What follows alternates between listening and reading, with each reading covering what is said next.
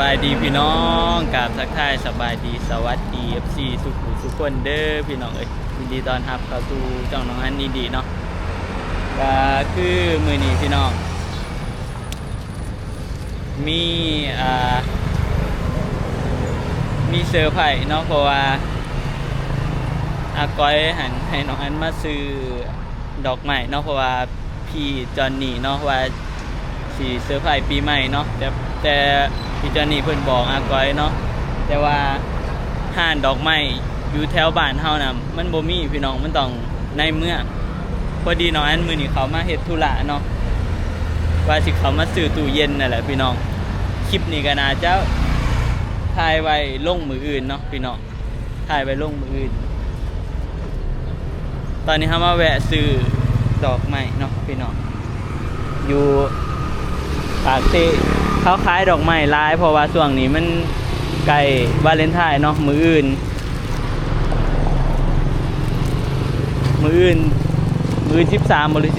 14มื้ออื่น14มื้ออื่นก็วาเลนไทน์แหละพี่น้องพอดีเลยเฮาก็เลยสิมาซื้อพี่จอนนี่สิเซอร์ไพรส์ปีใหม่เนาะแต่ว่าให้อาก้อยอันนี้เฮาเลือกให้นะพี่น้องจักสิถึกใจบ่ถึกใจเจ้าของเขาแต่ว่าแม่น้องอันว่าซ้อนี่หางามแต่ว่ามันเป็นดอกไม้สีแดงก็เลยว่าบ่เอาซ้อนี่ให้เพิ่นแดงแบบว่ามันราคาย่อมเยาแน่หั่นนะซ้อนี่นะมันมีหลายแบบเนาะพี่น้องหลายแบบ แต่เอาซอประมาณนี้แต่ว่าเป็นดอกสีแดงเนาะให้เพิ่นจัดให้แพงได้พี่น้องซอดอกไม้นี่บ่ได้ว่าบ่แม่นราคาซื่อๆคันดอกไม้ตัวจริงแพงเนาะดอกไม้สดกับแพงมี700,000ปลายนี่ก็งามนี่แต่นี่ประมาณ400,000 4-500,000ดอกกุหลาบมากไปเอาให้แม่น้องอันเลือกเนาะมันก็บ่จักสิเลือกดอกไม้ก็ดิให้เราเลือกซะว่าสิโทรถามอาก้อยว่าเอาประมาณใดเนาะย่านพี่จอนนี่บอกว่าประมาณใดก็โทรไปก็โทรติดอยู่แต่เราบ่ได้รับน้องอันก็ฟ้าวก็เลยเลือกให้เขาเองฟ้าวกลับเนี่ยก็เลยเลือกให้เขาเองคือสิแบบถูกใจบ่ถูกใจก็จักสิก็เลือกไปแล้วประมาณใดพี่น้องเฮาเลือกไปเลยอันนี้ก็อันเรียบซอละ400,000ได้นี่แม่นอันนี้ห่านอยู่แถวปากเซ่เนี่ยพี่น้องมีหลายห่านแห้งเฮาก็แวะซื้อเนาะห่านดอกไม้เฮาว่าสิไปซื้ออยู่ห่านเบื้องในก็เลยมาแวะเบิ่งห่านนี่พี่น้องเดี๋ยวเพิ่นกำลังจัดซอให้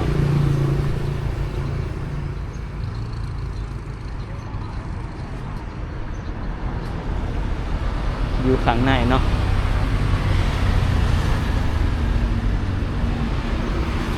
แป๊บหนึ่งพี่น้อง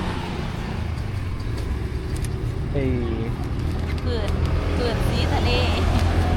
ดอกไม้เป็นสีแดงแม่น้องอันสั่งให้เพิ่นเฮ็ดใหม่เนาะเพราะว่าอยู่หันนั้นเป็นสีขาวอยากได้แบบมีอันทงสีแดงใส่อยู่อันนี้แม่น้องอันสั่งให้เพิ่นเฮ็ดใหม่อันนี้เขาก็สั่งเอาแบบสีที่ว่าตามใจเขาสั่งสีละตามใจเจ้าตา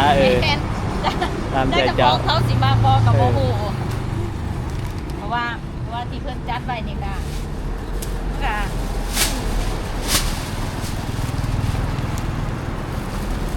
อะไรไก่ได้อยู่ตอนนี้300,000หาเนาะเอาสิใจกันเพิ่นไปเดี๋ยวขอจ่ายเอง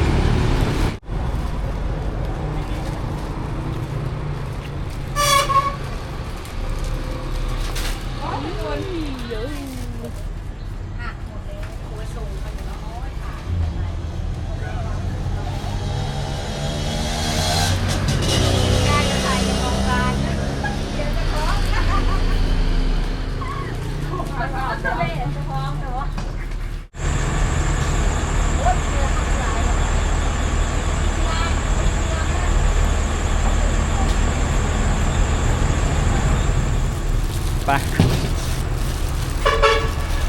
เดี๋ยวเรากลับก่อนเราไป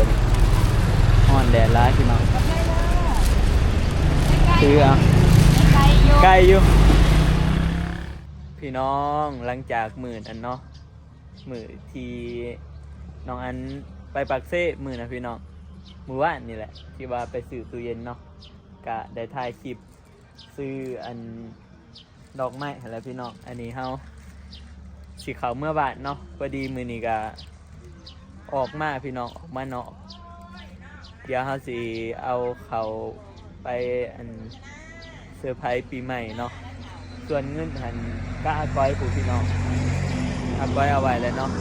เดี๋ยวน้องอันออกมาเอาพี่น้องแล้วก็สิเขาไปพอดีตอนแรกๆเนาะพี่น้องน้องอ้นก็สิเขาเมื่อไปเดี๋ยวเฮาสิเดินทางเขาเมื่อก่อนพี่น้องเขาเมื่อบาทเนาะเอาดอกไม้ไปให้ปีใหม่เนาะแล้วก็ไปเซอร์ไพรส์เงินปีใหม่เลยพี่น้องก็ไปถาเบิ่งเนาะตอนนี้น้องอันกำลังสิเขาเมื่อปีใหม่คือสิบ่ฮู้ดอกพี่น้องไปเดี๋ยวเฮาเขาเมื่อก็พี่น้องมันสิค่ำเนาะพี่น้องตอนนี้เฮาขี่รถเข้ามาฮอดครัวเลยเนาะพี่น้อง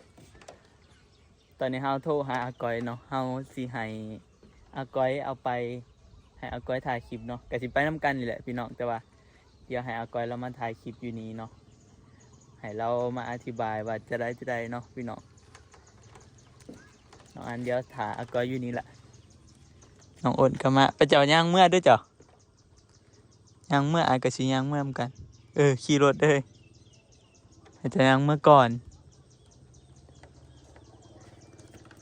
สบายดีปะลูกไงตี้เฮ้ยเห็ดดี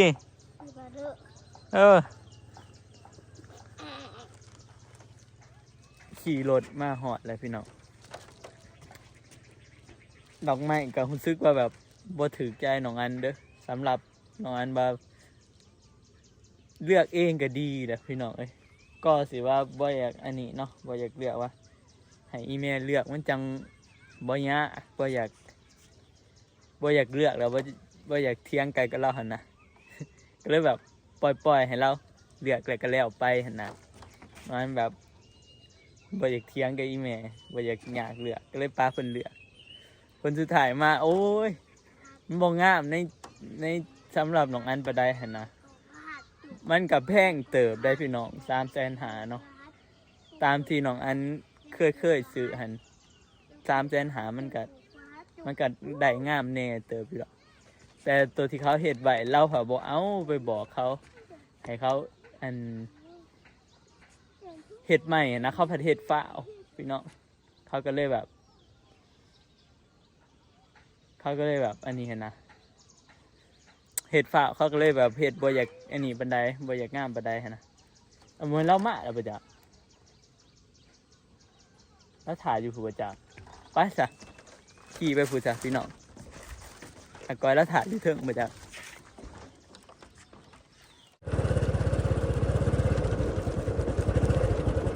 ย่างเอาไกลๆหนึ่งออกกำลังกายแน่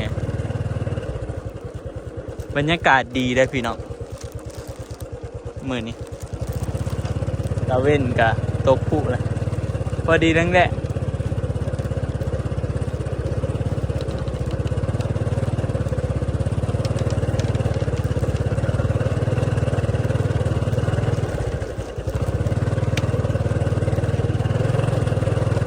ครบหรือว่าตอนเอามานำเราก็ว่านับบอกกูไม่ได้นับกูนับบ่วะมันไหนจะได้ว่ากูอาจจะยิบมาบ่เบิดจากในที่กูอยากบ่พี่น้องตอนนี้อาก้อยมาเลยสบายดีเงินบ่ครบมันอะไรไปเห็นเงินเขาเดียวตายเลยสิเขาใช้กระเป๋าหนึ่งแหละมันขอยกระเบื้องตลอดอยู่นะตัวขยางมากนะกันมันเฮียมันก็สิเฮียอยู่ในเฮือนหั่นแหละตัวขยางวันนี้ดูว่าคันบ่ได้เฮียอยู่ในเฮือนก็แสดงว่าเราหายบ่ครบแต่ว่าเขาว่าเราหายครบนะขอยย่างว่าเสือขอยย่างไปขึ้นเดี๋ยวไรขอยมานับเบิ่งสีดงนี่เขาได้ย่างไปเบิ่งขึ้นกับบ่มีหยังขอยย่างไปแต่ขอยย่างมาว่าไปเงินก็บ่ครบตายแล้วอะไรน่าจะอยู่เพื่อนแหละเฮาไปใส่อยู่ก็ได้ไปใส่อยู่เพื่อนนี่ไปใส่มันสิปิวยังก็ปิวดอกอันนี้เนาะเอาไกลๆเนาะไปแต่จะอันนี้ว่าจะถือขอยสิขี่รถเมื่อจะถือเมื่อก็คือ อันนั้นเนาะมี อยากว่ามีคนมาของมีนะ พี่จอนนี่บ่เรา พิจานี่ เราทักหาเจ้าบ่ หาข่อยตั้งแต่ชาวบ้านพูน เออ ได้มือเลย ทักหาก็บ่บอกแต่แรกเนาะเพราะได้แบบ อันนั้น สั่งให้เขาเฮ็ดเป็นอันนั้น เนาะ เป็นติดเงินเลยข่อยเห็นบ่งามบ่ได้อีแม่เพิ่นเลือกข่อยว่าสีมันอยากผู้เฒ่าโพด กับยังเนาะผู้เฒ่าเดือดคือสั่งแล้ว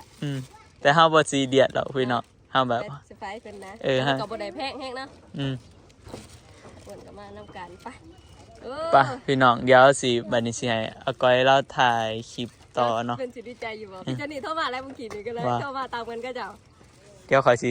ถ่ายตอนพุ่นแหละพี่น้องตอนถ้าเบิ่ง DX ตอนซาปีใหม่ กันว่า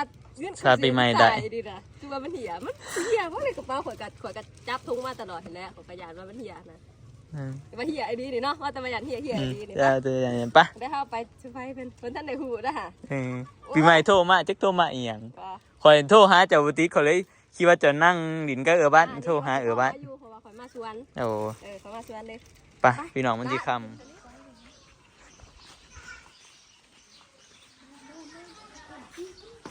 ใส่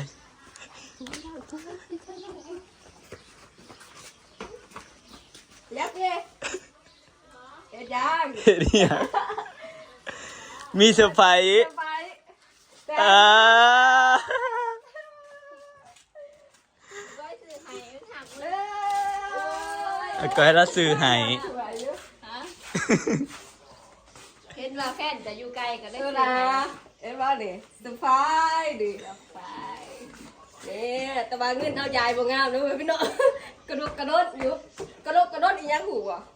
เงินจะเว้นพันหนึ่งพี่จันนี่เว้นพันหนึ่งเดี๋ยวขอไปเบิ่งกันนี่อ่ะอันนี้ บ่ได้ตื่นเต้นย้อนเต้นย้อนดอกไม้ตื่นเต้นย้อนเงินหาย แต่มันจะหายนี่เดี๋ยวนี้นะมือสั่นนี่เงินจะหายพันหนึ่งตา ใช่ ย เพราะว่าจะพวกจะเฮ็ดคอนเทนต์เล่นซื่อ อะแล้วเฮ็ดคอนเทนต์ใหญ่เนาะ อันนี้ เราเจ็ด เราติดต่อข่อยมาแล้วทักหาข่อยได้มือแล้ว3-4มื้อแล้วสิจ๊ะ เยอะ น้องอันไปซื้อความลับเก่งแท้น้องอันไปซื้อบ้านนอกค่ะ ฝากเขาไปซื้อ น้องอันไปซื้อเดี๋ยวเขาเลยทักบอกน้องอันไปซื้อมาให้เนี่ยแต่ว่าไอ้ที่ว่าตื่นเต้นเว้ยตื่นเต้นอันนี้เด้อดอกไม้สามสิบไม้ตื่นเต้นเงินหายพันหนึ่งเดี๋ยวข่อยจะเอามาให้ก่อนเฮียจะมาอย่ามาเฮียอยู่หมองข่อยเอาไว้อยู่ข่อยนอนแถวนั้นที่นอนเนี่ย ข่อย อย่าง ทำ ว่า ให้ ง มัน ใส่ เดียบ จับมาเบิร์ด ข่อยทำให้มันเดียบแต่ข่อยก็พอข่อยจับมาแล้วข่อยก็ไปเด้อเห็นไหมนี่แม่ เดี๋ยวสิถามความรู้สึกปีใหม่เนาะพี่น้องดีใจอยู่เหรอ ดีใจเนาะ ดีใจเหรอใจดี พอดีมื้อนี้ก็พอดี14กุมภาพันธ์พี่น้องพอดีถึงมื้อมันเลย ซื้อมือซื้อผู้ดีดอกอันไหนไปบักเซ่ก็ผู้ดีได้โอกาสได้ซื้อ ถ้าสัน เออ ก็ถ้าก็แบบบ่ได้เซอร์ไพรส์เนาะ ก็จะได้เอาเงินเจ้าซื้อ โอ้ยทำไมเนี่ยงามมาดี โอ้ยอีเมลแล้วเลือกข่อยหันกันข่อยเลือกหันสิงามกว่านี้ข่อยของป้าให้เพิ่นเลือกแบบ สีชมพู สีแบบสีแบบนี้ สีตัวนี้สีฟ้ามันเป็นสีแบบผู้ใหญ่ สีชมพูสีอ่อนๆสีเทาๆอ่อนๆมากๆไปดูเขาจะมาก เนี่ย นี่กับสีฟ้ากับสีแดงเนาะ เท่าไรงานซองหนึ่งเท่าไหร่ ตอนหนึ่ง300,000 กว่ามั้ง เฮ้ยเป็นเทือทำอีทนั่นนี่ ครั้งแรกบ่ ที่คนไรโซดอกไม้ที่คนไรโซดอกไม้จะคือที่จริงกะอยากให้มันเป็นดอกไม้จริงคุณเดแต่ว่ามันกะมันเทิงเด้เฮากะยานอันนี้เฮาบ่ได้แบบอันนี้โดด ไปเก็บดอกสี มาตะบักเซ่ผู้แท้ขี่มอเตอร์ไซค์เที่ยวเบิดนะกันดอกจริง มันมีดอกไม้จริงคือไปเก็บดอกเสียทีเราเห็ดต่อ เวทีเนาะ ไปเห็ดซอดอกกุหลาบ พี่น้องดีใจเขาไม่ได้คิดอีหยังเลยนั่นนี่เขาคิดว่าเห็นจับถือดอกไม้มากเขายังคิดว่าอะไรพวกนี้เห็นคอนเทนต์อีหยังวะ คิดว่า เห็นแต่ว่าใครถือเด็กๆคอยเห็นเดี๋ยวถือ แต่บ่ฮู้แม่นบ่ฮู้ว่าสิมีคนเซอร์ไพรส์นั่น แบบเราไม่ได้บอกเราไม่ได้อีหยังเลยแหละ เออ เก็บความลับเก่งเก็บความลับแล้วถักมาแต่3-4 บ่ได้เบากันบ่ว่าได้ถ่ายอย่าง เขาไม่ได้บอกอะไรอย่างไม่ได้คิดสำนักชาวบ้านอันน่ะถามเขาอยู่เนาะว่าเราได้ถ่ายเนาะเจ้าบ่ได้รู้สึกอีหยังบ่เพิ่นถามข่อยจะว่ารู้ตามเฮาเนี่ยเฮาก็ว่ารู้สึกอีหยังเฮาก็ว่าแต่เฮามีอันนี้เขาสปีแหละโอ้มาให้จ้ะ เห็นมี เจ๊ เสื้อผ้าอ พี่ ยู่ น้องแต่ว่าตอนนั้น มีโมเมนต์เซอร์ไพรส์อีกพี่น้อง ไปหาเงินมาให้เจ้าอยู่บ้านไหนโอ้จะมาเสีย นที่เคยตาย แต่คนมีแฟนได้มีโมเมนต์แบบนี้เนาะแต่ว่านี่เพิ่งก็ได้ที่มี ต่อเลยเด้อยังประกาศหา ว่าท่านมีโมเมนต์เนี่ยมีจำเนาะ ยังบ่ทันมีโมเมนต์ตัวนี้ ถือเสื้อไผ่พี่น้อง ติดต่อมาเด้อผู้ใหญ่เด็กเสื้อไผ่ไว้ ทอตลอดก็เลยแม่น้ำ ขอบพ่อ พี่น้องนี่แหละ ถั่วอยู่ พอดีปีใหม่ล้างถ้วย ไปเดี๋ยวต้องมาหาสวย ได้อันนี้เนาะยำแรกเราล้างถั่วเฮ็ดกินนะมีเงินเท่าไรเดือนนำก่อนเดี๋ยวขอไปหากันเด้อ ขาหกเจ็ด เท่าไรวะมื้อหนึ่งบอกถึงบอก บดติด 9,000 9,000แต่จริงๆหันหมื่นหนึ่ง ขาดไปมื้อหนึ่งแต่ว่าเขาสิไปหาให้จะยืนเจ้ากับว่าเขาเป็นยิบมาเบิ่งทุกคน อืม จะจังไรจุงอันนี้เนาะ จะก็เอาไว้ถ่ายคลิปต่อ จะหน่อยก็ถ่ายคลิปต่อว่าอันนี้เด้เนาะขอบคุณพี่จอนนี่เด้เพราะว่าเราเซอร์ไพรส์ก็ถ่ายคลิปขอบคุณเรา พี่ชายผู้ใดด้วย พี่น้องตอนนี้เงินที่หายไป 1,000 บาทเห็นแล้วเนาะเอาก้อย แล้วพี่น้อง นี่ก็คือมันเฮียอยู่เพื่อนพี่น้องเพราะว่าจับเอาบ่เบิดบ่ได้ไปเฮียบ่อนอื่นใครแน่ ใบตัวนี้มันจะยากมันบ่เดียวขึ้นฉะนั้นมันก็ได้ปิวออกจากกันตอนคอยดื้อเอาผ่า จะมาเก็บความลับเก่งเนาะ เกิดแล้วจบแต่ใส่ยี่ไม่ว่าคอยเก็บความดับเก่งคอยให้แบบเฉยๆนิ่งๆกูนะคุยกับน้องอันสองคนคุยกันแม่คุยกับน้องอันสองคนว่าน้องอันซื้อฝากซื้อน้องอันเมื่อเซ่ พอดีเนาะข่อยกับเมื่อเซ่พอดีได้ซื้อมา ไปซื้อตู้เย็นบอก แม่นตอนไปซื้อตู้เย็นหั่นแหละ ได้บอก ตู้เย็นบ่ได้ซื้อเพราะว่าอาม่าบ่ได้รถเถียวใส่บ่ได้ ได้โอกาสได้ซื้อดอกไม้มาด้วยเนาะ อืม เสร็จว่ากันอันไปดอยอยู่ครัวข่อยก็ย่างไปเอาแล้วก็พากันมาใส่ ไป แดกข่อยว่าสิพุกว่าแต่นี่ว่ามันจะไกลด้วยว่าจุ๊บปีใหม่เห็นก่อน ไปพี่น้องวันนี้ก็เดี๋ยวให้ปีใหม่ไปสิถ่ายคลิปกับทาเบิ่งใน2ปีใหม่เด้อพี่น้องถ่ายคลิปอันเว้าความรู้สึกเนาะรู้สึกจะได้เนาะแบบว่าได้ รู้สึกดีมาก ได้ดอกไม้ครั้งแรกในชีวิตเลยบ่ ในชีวิตผม เนาะ เคยได้ดอกไม้จะเถื่อ ปีใหม่บ่เคยได้ในเนื่องในโอกาสวาเลนไทน์นี่น่าจะครั้งแรกเลยเนาะ อันนี้เป็นเถื่อน้ำอีทเลย ได้ดอกไม้ แต่ว่า เป็น เขา สอบเป็น เขา ส ก็ อบ เคยได้อยู่ดอกแปลว่า แบบของฝันอย่างอื่นก็เคยได้ แต่แบบเนื่องในโอกาสมื้อเนี้ยนี่เนาะครั้งแรกในชีวิตเด้อพี่น้องไปถ้าเบิ่งใน2ปีใหม่เด้อปีใหม่